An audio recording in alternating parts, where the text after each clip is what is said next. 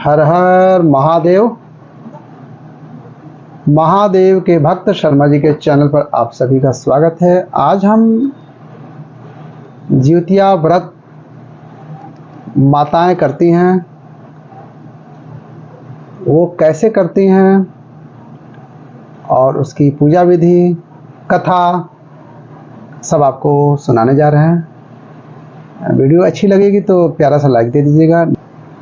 यह पर्व संतान की सुख समृद्धि के लिए, संतान स्वस्थ रहे, निरोगी रहे, उसके लिए माताएं करती हैं। अपने संतान की दीर्घायु के लिए करती हैं। इस व्रत में पूरे दिन निर्जला यानी बिना जल के यह व्रत रखा जाता है। आश्विन माह में कृष्ण पक्ष के 7वें से लेकर 9वें चंद्र दिवस तक 3 दिनों तक मनाया जाता है। जैसे छठ माता का पर्व होता है उसी प्रकार से ये ज्योतिया पर्व मनाया जाता है। आइए जानते हैं ज्योतिया पर्व की व्रत की पूजा विधि और कथा। पूजा विधि, ये ज्योतिया व्रत के पहले दिन महिलाएं सूर्योदय से पहले जागकर स्नान करके पूजा करती हैं और फिर एक बार भोजन ग्रहण करती हैं। उसके बाद पूरा दिन निर्जला व्रत रखती हैं। देखिए 3 दिन का व्रत है। इसके बाद दूसरे दिन सुबह सवेरे स्नान करने के बाद महिलाएं पूजा पाठ करती हैं और फिर पूरा दिन निर्जला व्रत रखती हैं। व्रत के तीसरे दिन महिलाएं पारण करती हैं। सूर्य को अर्घ देने के बाद ही महिलाएं अन्न ग्रहण कर सकती हैं। मुख्य पर्व के तीसरे दिन झोर भात, मड़ुआ की रोटी और नौनी का साग खाया जाता है। अष्टमी को प्रदोष काल में महिलाएं जीमूत वाहन की पूजा करती हैं। जीमूत वाहन की कुशा से निर्मित प्रतिमा को धूप, दीप, अक्षत, पुष्प, फल आदि अर्पित करके फिर पूजा की जाती है। इसके साथ ही मिट्टी और गाय के गोबर से सियारिन और चील की प्रतिमा बनाई जाती है। प्रतिमा बन जाने के बाद उसके माथे पर लाल सिंदूर का टीका लगाया जाता है।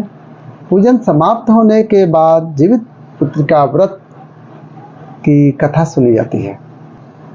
ज्योतिया व्रत पहला चील सियार की कथा है। ज्योतिया की कथा के अनुसार एक बार एक चील और एक मादा लोमड़ी नर्मदा नदी के पास हिमालय के जंगल में रहते थे। फिर कुछ महिलाओं को पूजा करते देखकर और उपवास करते हुए देखा और खुद भी इसे करने की कामना की।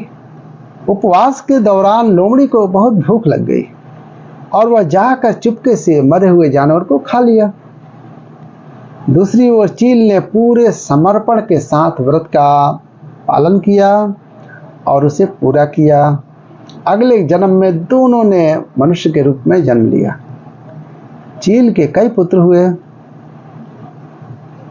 और वह सभी जीवित रहे, लेकिन सियार के पुत्र होकर मर जाते थे। इससे बदले की भावना से उसने चील के बच्चे को कई बार मारने का प्रयास किया, लेकिन वह सफल नहीं हो पाई। बाद में चील ने सियार को अपने पूर्व जन्म की ज्योतिया व्रत के बारे में बताया। इस व्रत से सियार ने भी संतान सुख प्राप्त किया। इस तरह यह व्रत संतान सुख की प्राप्ति के लिए जगत में प्रसिद्ध है। दूसरी कथा है जीमूत वाहन की कथा। इस कथा के अनुसार जीमूत वाहन गंधर्व के बुद्धिमान और राजा थे। जीमूत वाहन शासक बनने से संतुष्ट नहीं थे और परिणाम स्वरूप उन्होंने अपने भाइयों को अपने राज्य की सभी जिम्मेदारी सौंप दी और अपने पिता की सेवा के लिए जंगल में चले गए। एक दिन जंगल में भटकते हुए उन्हें एक बुढ़िया विलाप करती हुई मिलती है। उन्होंने बुढ़िया से रोने का कारण पूछा। इस पर उसने बताया कि वह सांप नागवंशी के परिवार से है और उसका एक ही बेटा है। एक शपथ के रूप में हर दिन एक सांप पक्षीराज गरुण को चढ़ाया जाता है और उस दिन उसके बेटे का नंबर था। उसकी समस्या सुनने के बाद जीमूत वाहन ने उन्हें आश्वासन दिया कि वह उनके बेटे को जीवित वापस लेकर आएंगे। तब वह खुद गरुड़ का चारा बनने के लिए विचार किए और चट्टान पर जाकर लेट गए।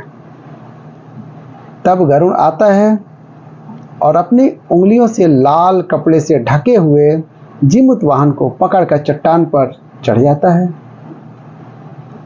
उसे हैरानी होती है कि जिसे उसने पकड़ा है वह कोई प्रतिक्रिया क्यों नहीं दे रहा है।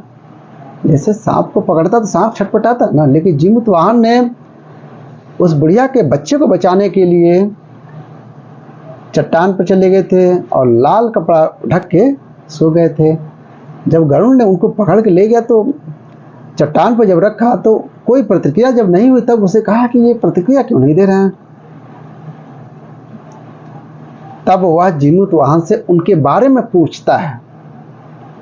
तब गरुड़ जीमूत वाहन की वीरता और परोपकार से प्रसन्न होकर सांपों से कोई और बलिदान नहीं लेने का वादा करता है, क्योंकि उसने देख लिया जब किसी की जान की रक्षा के लिए, किसी के बेटे की जान की रक्षा के लिए जीमूत वाहन स्वयं अपनी जान देने आए हैं, उससे प्रेरित होकर उसने कहा अब हम किसी भी नागवंशी सांप के बच्चे को नहीं मारेंगे। उसने वादा किया।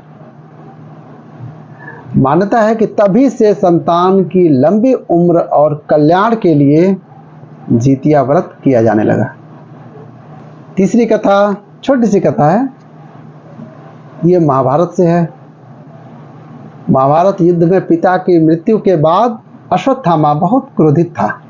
वह पिता की मृत्यु की बदला लेने के लिए पांडवों के शिविर में गया और उसने 5 लोगों की हत्या कर दी। उसे लगा कि उसने पांडवों को मार दिया, लेकिन पांडव जिंदा थे। जब पांडव उसके सामने आए तो उसे पता लगा कि वह द्रौपदी के 5 पुत्रों को मार आया है। यह सब देखकर अर्जुन ने क्रोध में अश्वत्थामा को बंदी बनाकर दिव्य मणि छीन ली। अश्वत्थामा ने इस बात का बदला लेने के लिए अभिमन्यु की पत्नी उत्तरा के गर्भ में पल रही संतान को मारने की योजना बनाई। उसने गर्भ में पल रहे बच्चे को मारने के लिए ब्रह्मास्त्र चलाया, जिससे उत्तरा का गर्भ नष्ट हो गया। लेकिन उस बच्चे का जन्म लेना बहुत जरूरी था, इसलिए भगवान कृष्ण ने उत्तरा के मृत बालक को फिर से जीवित कर दिया। गर्भ में मरकर जीवित होने की वजह से इस तरह उत्तरा के पुत्र का नाम जीवित पुत्रिका और परीक्षित हुआ। तब से संतान की लंबी आयु के लिए जीतिया व्रत किया जाने लगा। जीवित वाहन भगवान की जय, उन्हीं की पूजा होती है। बस छोटी सी कथा थी। वीडियो कैसी लगी? अच्छी लगी तो एक प्यारा सा लाइक दे दीजिएगा और चैनल को सब्सक्राइब कर लीजिएगा। सब्सक्राइब करने के बगल में एक घंटा मिलेगा महादेव का। जी हाँ, महादेव का घंटा बजाकर आप अपनी हाजिरी महादेव के पास दे दीजिएगा। हर हर महादेव।